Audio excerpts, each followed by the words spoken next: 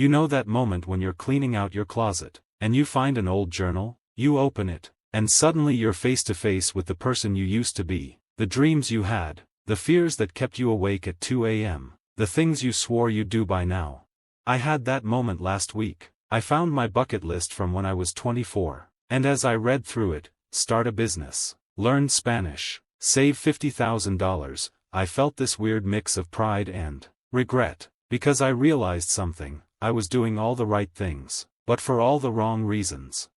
If I could go back to my 24-year-old self, standing there in that tiny apartment, worrying about what everyone thought of me, here's exactly what I'd tell him. First, I'd say, stop trying to sound important and start becoming useful. In my 20s, I was obsessed with job titles, senior this, manager that. I'd update my LinkedIn like it was a scoreboard, but you know what? That marketing manager title didn't mean anything when our industry shifted overnight, when AI started doing what I used to get paid for, when the pandemic hit and suddenly no one cared about my fancy title.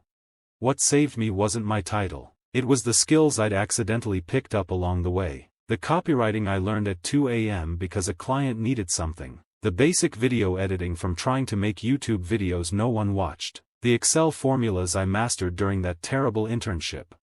Here's the painful truth no one tells you: titles expire, skills compound.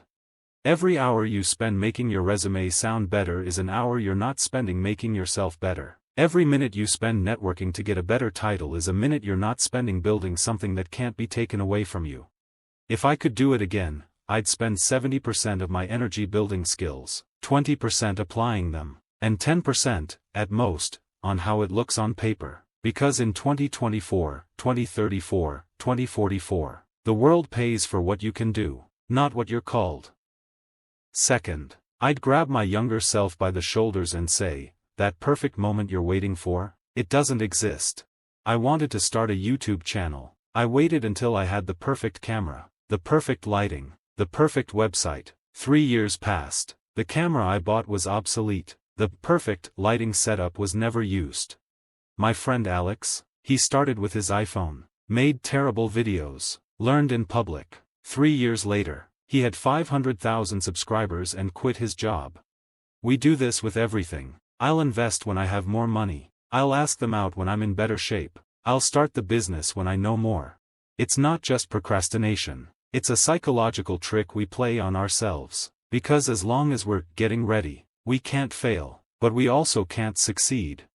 The most liberating realization of my 30s, starting before you're ready isn't reckless, it's the only way to get ready. You learn to edit by editing terrible videos. You learn to invest by making small, scary investments. You learn relationships by being bad at them first. Your 20s are your permission slip to be bad at things, to try and fail publicly, because here's the secret, everyone is so worried about their own failures, they don't have time to judge yours. This one changed everything for me. In my 20s, I was chasing peak experiences, the highest salary, the most exciting vacation, the biggest romantic gesture. What I didn't realize, your quality of life isn't determined by your peaks, it's determined by your daily baselines. Let me explain with numbers. If you work 50 weeks a year, for 45 years, that's about 90,000 hours of your life. Your happiness during those 90,000 hours doesn't come from your 2-week vacation. It comes from, do you like your daily work? Do you feel respected by your colleagues? Do you have energy at the end of the day for your hobbies? Do you sleep well? Do you like the city you live in on a random Tuesday? I took a 20% pay cut at 31. My friends thought I was crazy, but my old job, I was making great money, but I was anxious all the time. Sunday scary started at 3 p.m. Saturday. I was snapping at people I loved. The new job paid less, but I liked the work. I liked the people. I finished at 5 and didn't think about work until 9 the next day. After 6 months, my partner said, "You're like a different person." My baseline happiness had doubled. In your 20s, you're taught to maximize everything. Maximize salary, maximize prestige, maximize experiences. But the most important question isn't, what's the maximum I can get? It's, what's the minimum daily life I can be happy with? Because you're going to live that minimum life 90% of the time. This might be the most counterintuitive one. We're taught that success is individual, that it's about our personal achievements. But looking back, every major opportunity I've had came from a relationship, not from a resume. When I got laid off at 29, it wasn't my resume that got me the next job, it was David, who I'd helped with a project 3 years earlier. When I needed advice about starting a business, it wasn't Google that helped me, it was Maria, who I'd met at a conference and kept in touch with for no particular reason. Here's what I wish I knew: in your 20s, you should be collecting people, not just accomplishments.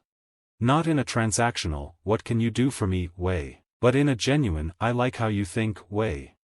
3 practices that changed everything. After meeting someone interesting, I send one article in the next month they might like. No ask, just, this made me think of you.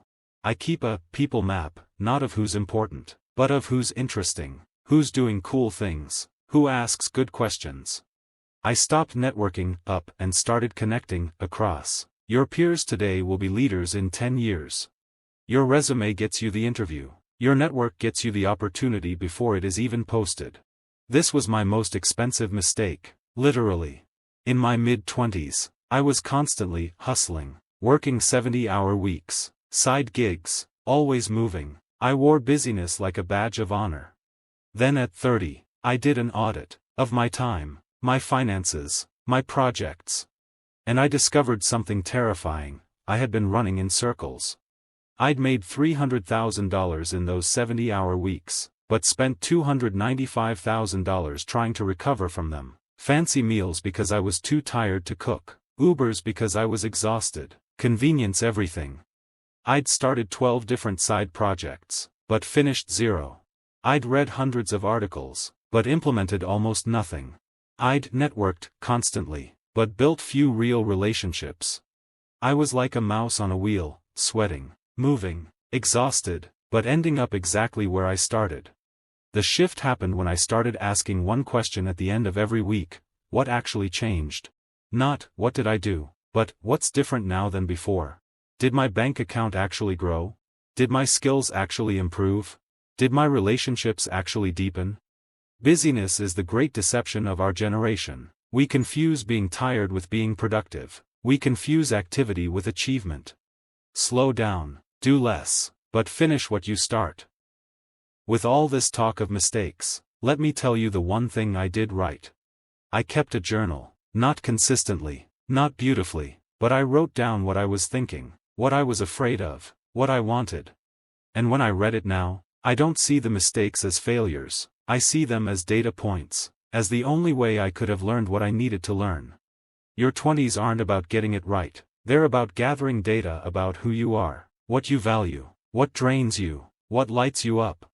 Every bad job teaches you what you can't tolerate. Every failed relationship teaches you what you truly need. Every false start teaches you what real commitment feels like. The goal isn't to avoid mistakes. The goal is to make interesting, educational mistakes that become good stories later. If you're in your 20s watching this, I don't want you to feel pressure. I want you to feel permission. Permission to try things that might not work. Permission to change your mind. Permission to waste time on things you love that might not go anywhere. Permission to disappoint people's expectations of you. Permission to be a work in progress. Because here's the truth I couldn't see at 24, your 20s aren't a race to figure everything out. They're your one chance to not know, to explore, to be deliciously, wonderfully unfinished. The man who wrote that bucket list I found, he was so worried about building the perfect life, he almost forgot to live. Don't make that mistake. Make better, more interesting mistakes. Make mistakes that become stories you'll tell at 34. What's one thing you wish you knew in your 20s? Share in the comments. Let's create a time capsule for the 24-year-olds watching this. If this resonated, the algorithm loves when you like and subscribe. It tells YouTube this is worth showing to more people who need to hear it. Next week, I'm breaking down exactly how I shifted from chasing titles to building skills, with specific exercises you can start today. Until then, go make interesting mistakes.